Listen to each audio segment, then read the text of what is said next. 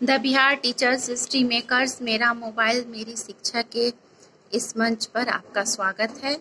इस पावन मंच का अभिनंदन करती हूँ। इस मंच से जुड़े सभी साथी शिक्षकों का सम्मान करती हूँ। मैं एक सुविचार के साथ पुनः अपने क्लास में उपस्थित हूँ, जो इस प्रकार है। ज्ञान बांटने से बढ़ता है, अतः जो भी सीखे उसे सकारात्मक रूप से साझा अवश्य करें। तो आइए आज हम भी एक दूसरे से फिर से अपने ज्ञान का साझा करते हैं और अपनी क्लास की शुरुआत करते हैं। पिछले क्लास में हमने मानव जनन तंत्र के अंतर्गत निषेचन तथा माहवारी के बारे में कुछ चर्चा की थी। आइए आज हम जनन और स्वास्थ्य पर कुछ चर्चा करते हैं। जनन और स्वास्थ्य का अन्योन्याश्रय संबंध होता है। जनन क्रिया के लिए स्त्री हो या पुरुष, दोनों का स्वस्थ रहना आवश्यक है। इसके लिए प्रत्येक स्त्री या पुरुष को अपने जननांगों की बनावट और क्रिया का स्पष्ट रूप से ज्ञान होना चाहिए। यदि हमारा ज्ञान अधकचरा है या सही नहीं है, तो इसका प्रभाव हमारे जनन क्रिया पर और हमारी संतानों पर भी पड़ सकता है और स्वयं पर तो पड़ता ही है। कभी कभी लज्जावश हम जननांगों में होने वाली विकृतियों या रोगों को छुपाते हैं, डॉक्टर से सलाह नहीं लेते हैं, उचित उपचार नहीं कराते हैं। वैसी स्थितियों में इसका प्रभाव या तो हमारे विपरीत लिंग वाले साथी पर पड़ता है या फिर हमारी संतानों पर पड़ता है। यह लज्जा जनित जो गोपनीयता होती है वह हमारे परेशानी का कारण बन जाती है और बहुत सारी भ्रांतियां फैलाती हैं, जो हमारे परिवार, हमारे समाज के लिए नुकसानदेह होता है। तो आइए हम कुछ इसी जनन संबंधित रोगों पर चर्चा करते हैं और अपनी भ्रांतियों को दूर करने का प्रयास करते हैं। तो हम इसके अंतर्गत आज लैंगिक जनन संचारित रोग पर कुछ बातें करेंगे। लैंगिक संयोजन से होने वाले रोग को लैंगिक जनन संचारित रोग कहा जाता है।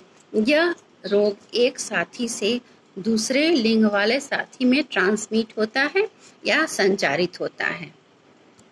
ये रोग बैक्टीरिया, वायरस, परजीवी, प्रोटोजोआ, यीस्ट इत्यादि सूक्ष्म जीवों के द्वारा उत्पन्न और संचारित होता है। ये रोगाणु या सूक्ष्म जीव हमारे जननेंद्रियों में उत्पन्न होते हैं और जननेंद्रियों के द्वारा विपरीत लिंग वाले साथी में ट्रांसमिट होते हैं या फैलते हैं।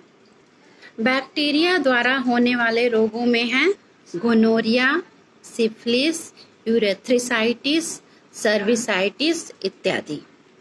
वायरस द्वारा उत्पन्न जननेंद्रिय रोगों में हैं सर्विक्स कैंसर, हर्पीज तथा एड्स। प्रोटोजोआ द्वारा जनित रोग में हैं स्त्रियों के मूत्र जनन तंत्र का इन्फेक्शन या संक्रमण, जिसको हम ट्राइकोमोनियासिस भी कहते हैं।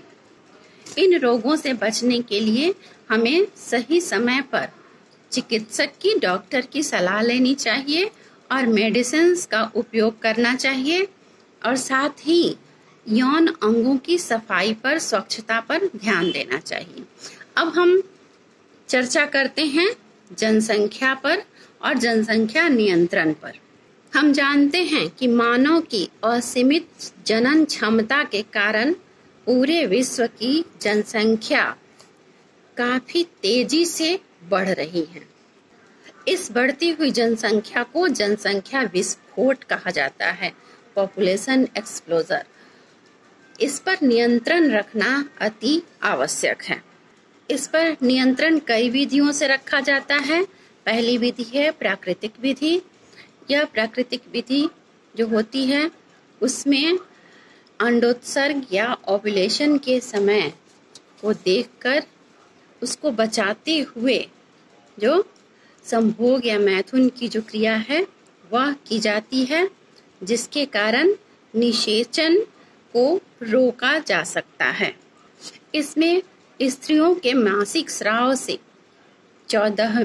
स्राव के 14वें दिन से लेकर 21वें दिन तक लगभग मैथुन की क्रिया को रोकने से यह संभव हो सकता है। दूसरी विधि है प्राकृतिक विधि।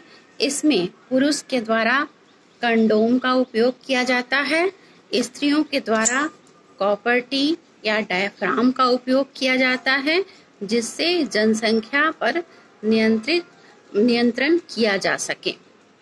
तीसरी विधि है रासायनिक विधि।